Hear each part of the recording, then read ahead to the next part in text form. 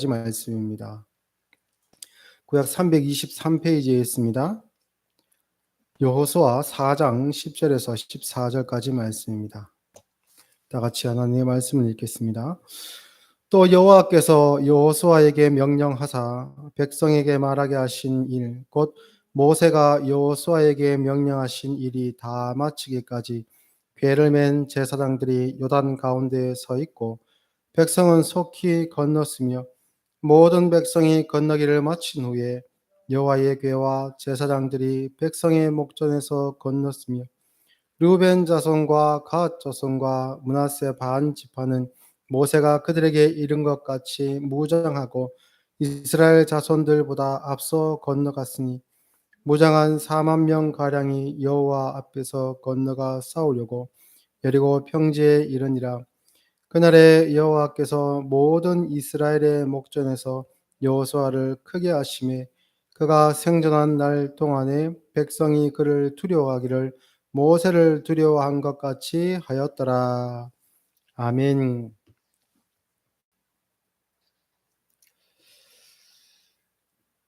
하나님께서 이스라엘을 출애굽하게 하시고 이제 광야 40년을 거친 다음 홍해를 건너 광야 40년 세월을 보내고 난 뒤 이제 모세가 그 역할을 다 하고 모세의 다음 지도자로 여호수아가 세워졌습니다.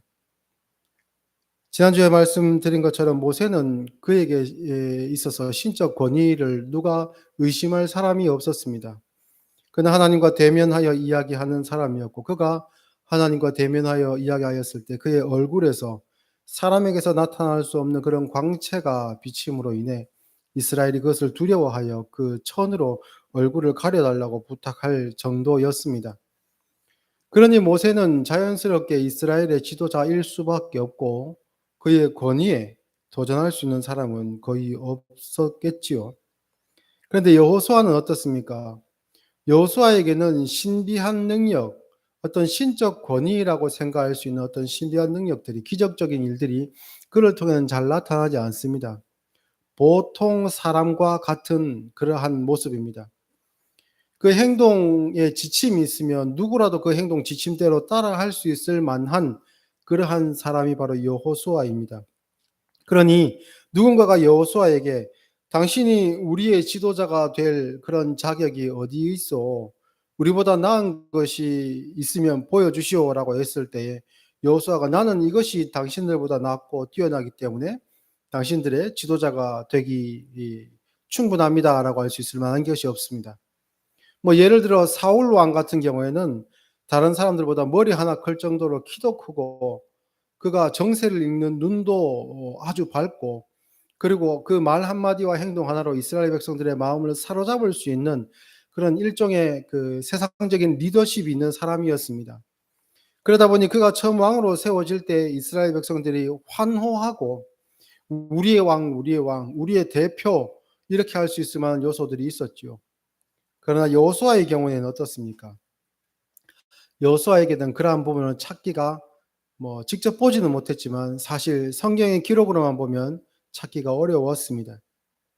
그래서 그런지 하나님께서 먼저 모세의 입을 통해 이 여호수아의 그 지도력에 대해서 리더십에 대해서 말씀하게 하셨고 그다음에 이스라엘 백성들이 모인 곳에서 하나님께서 직접 이 말씀을 또 한 번 더 하셨고 그리고 여호수아서가 처음 시작하는 그 부분에 있어서도 하나님께서 여호수아에게 이스라엘 백성들을 직접 맡기시는 그런 장면이 거듭해서 등장하고 있습니다. 정작 이 일을 감당해야 되는 여호수아는 자신의 부족함을 너무나도 잘 알고 있었기 때문에 두렵고 떨리는 마음이 있었는데 이제 새로운 시대, 여호수아의 리더십을 통해 세워질 이 새로운 시대의 리더십은 오히려 두렵고 떨리는 마음으로 하나님의 말씀밖에 붙들 것이 없는 그런 연약한 지도자가 오히려 하나님이 보시기에는 예비된 지도자였다라는 것을 우리가 지난주 말씀을 통해 배우게 되었지요. 오늘 그렇게 세움받은 여호수아의 리더십이 어떻게 발휘되는가 그 첫 시험대가 되는 그런 지점이 오늘 본문의 말씀이라고 할 수 있습니다. 이제 명실상부하게 이스라엘의 지도자가 되었으나 그 능력을 검증받기 위한 그런 과정들은 아직 거치지 않았습니다. 이스라엘 백성들을 다 데리고 이제 요단강 건너 가나안으로 들어가야 되는데 이 여호수아는 조금 특이한 일을 그 백성에게 시킵니다. 돌을 12개를 취한 다음에 이스라엘의 12지파의 수요대로 돌을 12개를 취한 다음에 이 돌을 요단강에 세우게 합니다. 그런데 특이하게 이 돌은 늘 보이는 곳에, 그러니까 강변에다가, 강가에다가 이 돌을 세우는 것이 아니고 강 중앙에다가 이 돌을 세우게 합니다. 이스라엘은 건기와 우기가 있어 가지고 건기에는 이 요단강이 수위가 굉장히 낮아진다고 합니다. 우기에는 그 강이 범람할 정도로 물이 많아지는데요. 건기에 만약에 물이 줄어들어 가지고 평소에는 보이지 않던 이 12개의 돌, 누가 봐도 인위적으로 사람이 세운 것 같은 이 돌이 눈에 띄는 때가 있습니다.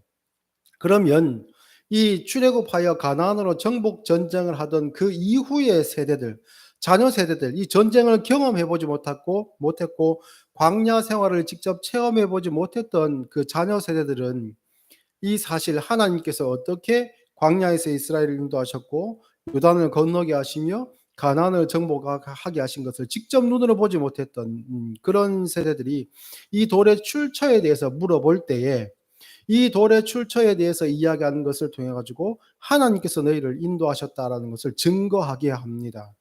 그 교훈을 삼기 위해 이 표지석을 보면 이 여호수아가 세우게 한 것이죠. 이것이 어떻게 보면 모세를 통해 이 애굽 땅에 나타내게 하셨던 10가지 재앙도 강력한 힘을 갖고 있었지만 또 그 10가지 내려진 재앙을 통해 이스라엘이 하나님의 능력을 보게 하셨지만 그런데 이 반면에 여호수아가 했던 이 평범하고 누구도 할 수 있는 이 지시 그리고 신적인 어떤 능력과 기적적인 일을 통해서 자연 어떤 그 재해나 이런 기적적인 일들을 통해서 나타나는 일이 아닌 누구도 할 수 있는 누구나 할 수 있는 이 일을 시키게 했는데 그 효과는 어떠냐면 그 현장을 경험해 보지 못한 다음 세대들에게까지 하나님께서 살아계신 하나님이심을 가르치는 그런 어떻게 보면 기적보다 더 큰 일을 하게 했다는 겁니다. 여호수아의 역할, 새로운 시대의 여호수아의 리더십은 바로 이러한 것이라고 할 수 있습니다. 그래서 이러한 일들을 통해서 여호수아가 이스라엘 백성들을 요단강을 건너게 하고 그리고 14절 우리가 읽은 말씀 마지막 부분에 그날에 여호와께서 모든 이스라엘 목전에서 여호수아를 크게 하시매 그가 생존한 날 동안에 백성이 그를 두려워하기를 모세를 두려워하던 것 같이 하였더라라고 합니다. 여기서 두려워하다라는 것은 무서워하다라는 것이 아니고 그에게 부여한 하나님의 신적 권위를 통해 그를 존경하게 되었다. 경외심을 가지게 되었다. 이런 의미로 볼 수 있습니다. 그런데 이것이요.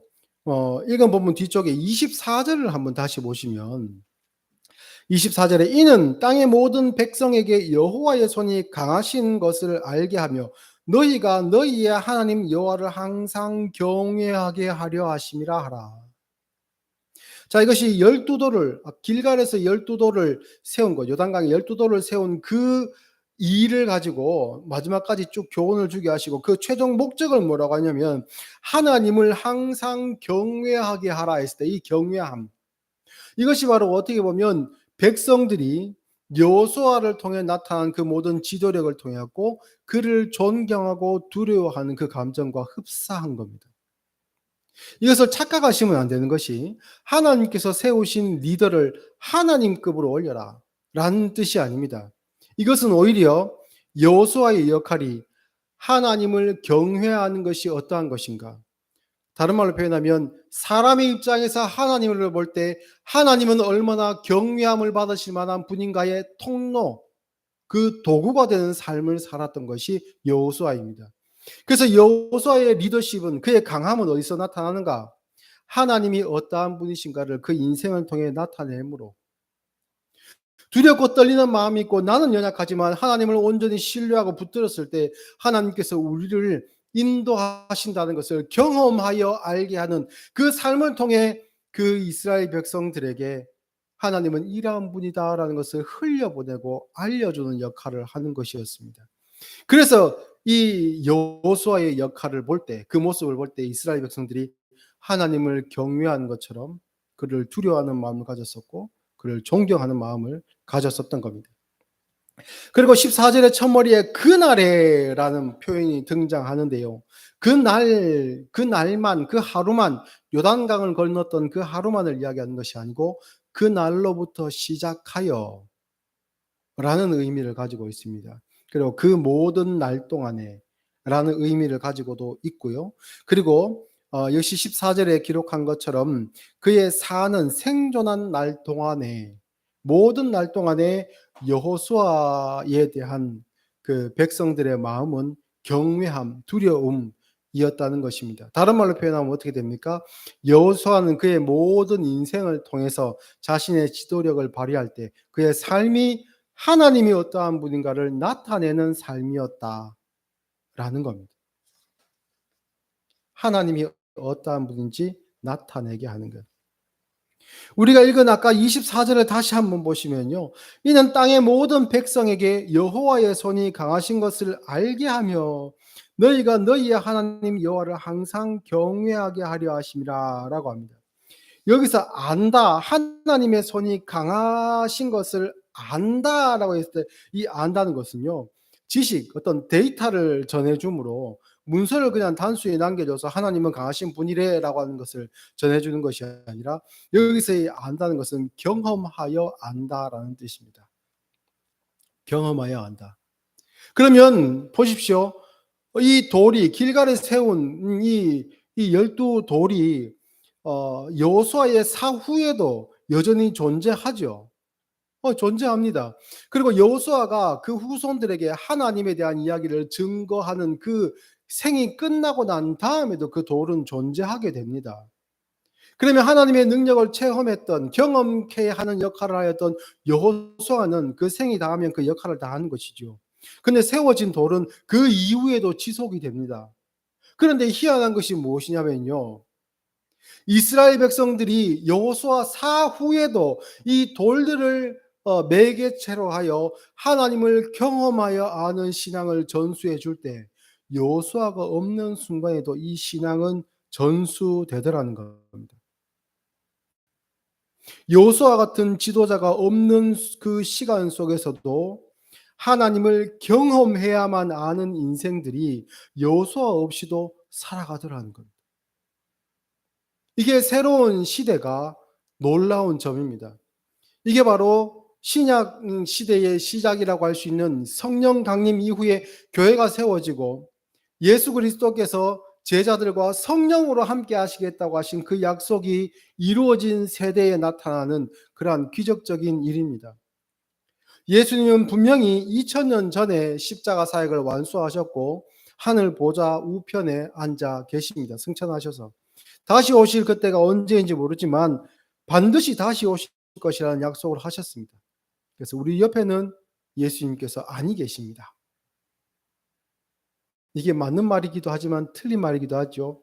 예수님은 말씀으로 성령으로 우리와 함께 계시긴 하지만 부활하신 예수님의 본체는 하늘 보좌 우편에서 우리가 나중에 갈 처소를 하늘 처소를 준비하고 계시는 겁니다. 그런데 예수님께서 우리 옆에 계시지 아니하심에도 불구하고 이 세대는 이 새로운 시대는 예수님께서 함께 하시는 시대와 동일하게 하나님을 경험하여 아는 세대라는 겁니다. 그러한 시대라는 겁니다.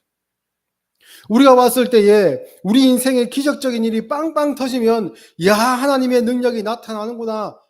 나의 삶 속에서도 이런 기적이 나타나게 해주시고 그런 기적을 통해 하나님을 경험할 수 있도록 해주세요. 그러면 내가 하나님을 의심 없이 믿을 수 있을 것 같아요 라는 우리의 마음이 있을지라도 기적이 없는 삶 속에서도 하나님은 믿음의 기적을 우리 심령에 일어나게 하시고 하나님을 만난 적이 없음에도 하나님을 경험하여 아는 인생을 살게 하신다는 겁니다.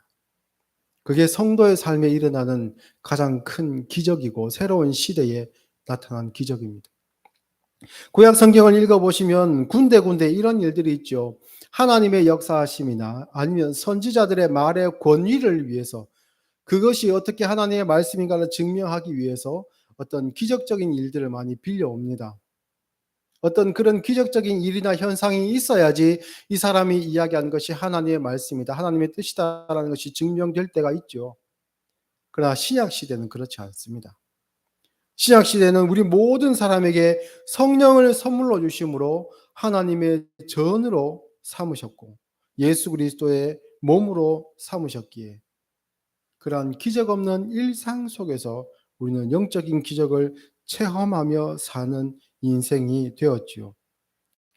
그래서 시편 34편 8절에는 너희는 여호와의 선하심을 맛보아 알지어다라는 시편 기자의 이 선언이 우리 모든 신앙 인생에 주어진, 또 하나님께서 인도하시는 인생을 살아가는 우리 모두에게 주어진 하나님의 가장 큰 복된 인생이 아닌가라는 생각을 해보게 됩니다.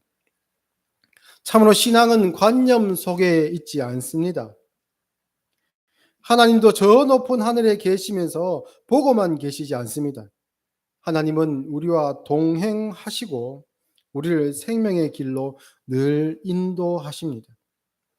우리 하나님 아버지와 동행함으로 말미암아 여호와의 손이 강한 것을 체험하게 하시고 체험하여 알게 하시는 것이 하나님이십니다. 하나님의 손이 강하다는 것은 그 손으로 나타내는 권능이 크고 그 손으로 붙드는 것을 놓치지 않는다. 절대 그 인생을, 그 택한 백성들, 그 자녀된 자들을 절대로 잃어버리지 않는다는 것이 하나님의 권능의 가장 큰 특징이라고 할 수 있지요.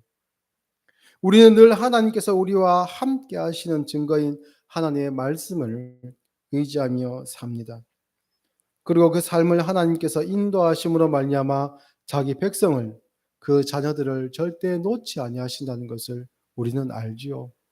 잃어버린 한 마리의 양을 끝까지 찾아 나선 목자의 심정으로 하나님께서는 우리를 찾아 나서시고 또 찾아서 어깨에 둘러매시고 우리로 인해 기뻐하시는 목자의 심정을 우리에게 말씀하십니다.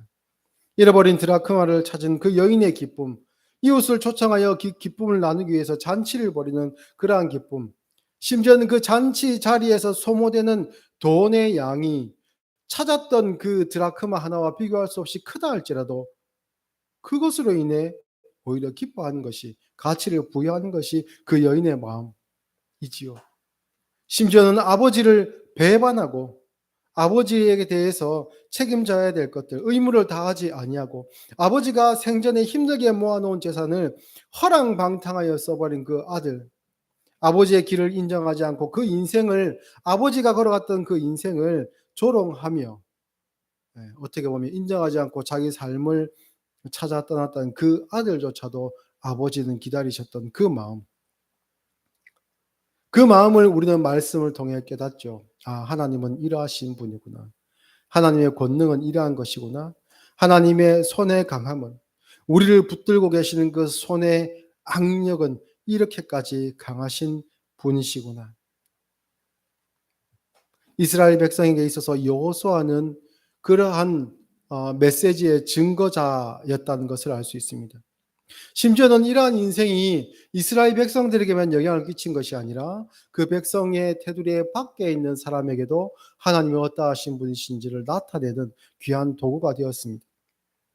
여호수아 9장에 보면 기브온 백성이라는 사람들, 기브온 족속들이라는 사람들이 등장하는데요. 이 여리고성 전투와 아이성 전투를 다 이제 승리했다는 소식이 가나안 땅에 퍼지자 사람들이 두려움에 빠지게 됩니다. 그러다가 가나안의 대표적인 7족속이라 할 수 있는 족속들이 모여가지고 우리가 이래서는 안 되겠다. 이 이스라엘 백성들에게 대해서 우리가 연합해서 싸우자. 각계격파당하면 우리가 손도 못 써보겠다 해서 연합을 합니다. 그런데 기브온 족속들이, 그들보다 훨씬 가까운 곳에 위치하고 있었던 기브온 족속들이 이제 꾀를 내죠. 마치 먼 곳에서 가나안 밖에서 거주하고 있었던 사람인 것처럼 그 옷을 이렇게 허름하게 해지게 오랜 여행으로 말미암아 해진 것처럼 이렇게 하고 그다음에 이제 말라 있는 그 휴대용 식량들을 준비를 하고 오랜 여행의 증거라고 할 수 있죠. 그래서 속이고 들어옵니다. 들어와서 여호수아 앞에 우리가 먼 곳에서 이렇게 왔는데 당신들의 소식을 듣고 우리가 당신들과 이렇게 이제 화친을 맺기를 원한다라고 속이죠. 근데 여호수아가 이렇게 눈에 보이는 증거들을 몇 개를 보고 그럼 화친합시다라고 이렇게 화친을 맺습니다. 그런데 알고 보니까 바로 옆에 있는 그런 족속이거든요. 근데 이미 화친을 하나님 앞에서 맺었기 때문에 이것을 어떻게 물을 수가 없습니다. 그래서 이 일로 인해서 좀 분한 마음도 있고 화가 나고 이렇게 했지만 이 기브온 백성들은 이렇게 이야기합니다. 보소서 이제 우리가 당신의 손에 있으니 당신의 의향에 좋고 옳은 대로 우리에게 행하소서. 다 맡기는 겁니다. 우리를 마음대로 해도 된다. 여호수아가 곧 그대로 그들에게 행하여 그들을 이스라엘 자손의 손에서 건져서 죽이지 못하게 아니라 그날에 여호수아가 그들을 여호와께서 택하신 곳에서 회종을 위하여 여호와의 제단을 위하여 나무를 패며 물을 깃는 자들로 삼았으니 오늘까지 이르니라. 여호와의 전에 필요한 또한 회종을 위하여 물 깃는 일을 위해서 나무 패는 일을 위해서 이들을 이제 쓰는 겁니다. 이것이 어떻게 보면 자신의 인생, 자유로운 인생, 자기 뜻대로 사는 인생보다 여호와의 전에서의 한 날이 악인의 장막에서의 첫날보다 훨씬 낫다라고 하는 그것과 똑같은 내용이지요. 이들은 여호수아와 그 백성들이 하나님을 따르는 삶, 하나님의 손에 붙들린 삶을 사는 것을 보았을 때에 우리가 저기에 들어가서 사는 것이 가당한 백성들이 자기 문화에 충실하고 그들의 욕망대로 사는 것보다 훨씬 복된 일이다라는 것을 그들은 알게 된 것이지요. 그래서 그들 스스로의 삶이 어떻게 보면 이스라엘의 노예 비슷한 삶이랄지라도 그 테두리 안에서 사는 것이 오히려 낫다고 그들은 판단한 겁니다. 그래서 시편 84편 10절에 주의 궁정에서의 한 날이 다른 곳에서의 첫날보다 나은즉 악인의 장막에 사는 것보다 내 하나님의 성전 문지기로 있는 것이 좋사오니 여호와 하나님은 해요 방패이시라. 여호와께서 은혜와 영화를 주시며 정직하게 행하는 자에게 좋은 것을 아끼지 아니하실 것임이니이다. 만군의 여호와여 주께 의지하는 자는 복이 있나이다. 그들의 삶이 현실에서의 삶이 물 깃는 자, 나무 패는 자 그러한 자의 삶으로 어떻게 보면 사회적으로 세상적으로 보면 전락했고 자유민이 아닌 것처럼 그러한 인생을 산다 할지라도 여호와의 장막에 거하는 것이 주의 궁정에서의 한 날이 다른 곳에서의 첫날보다 낫고 악인의 장막에서 대우받으며 지내는 것보다 하나님 성전의 문지기로 지내는 것이 낫다 라는 것을 이 기브온 족속들이 여호수아와 이스라엘 백성들을 통해 깨달아 알게 된 사실입니다. 세상의 왕은 종을 아끼지 않습니다. 그러나 하나님은 그 종을 아끼십니다. 솔로몬의 아들 르호보암 그는 아버지의 그 대를 이어서 이스라엘의 3대 왕이 되었습니다. 솔로몬이 다스릴 때는 워낙 국가적인 사업이 많이 있었기 때문에 국책 사업이 많이 있었기 때문에 그 백성들이 많이 노역에 동원되었고 힘든 시간들을 보냈습니다. 그래서 백성들이 몸과 마음이 많이 지친 상태였죠. 나라는 부강해졌지만 그 백성들의 삶은 고된 삶이었습니다.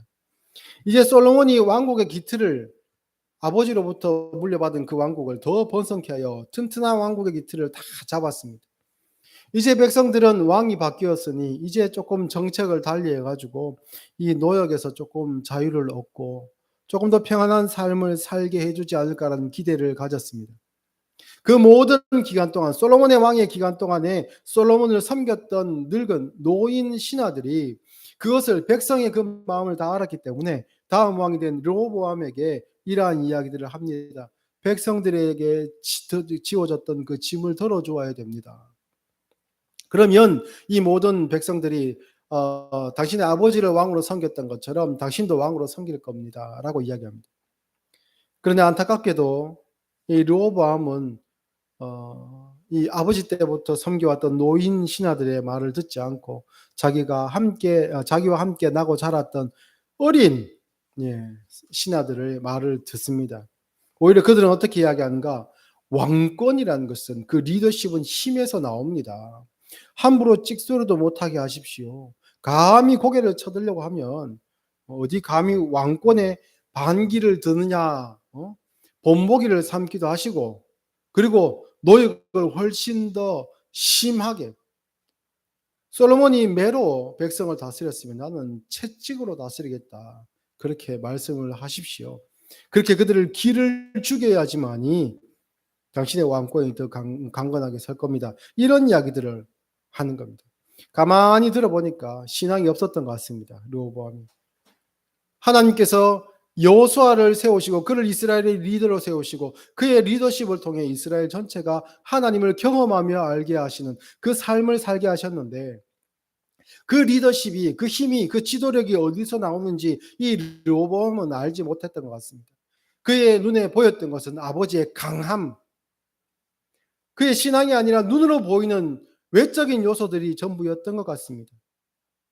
그래서 젊은 어린 친구들, 신하들의 이야기를 들어서 이스라엘 백성들을 다 모은 상태에서 그들에게 얼음장을 놓습니다.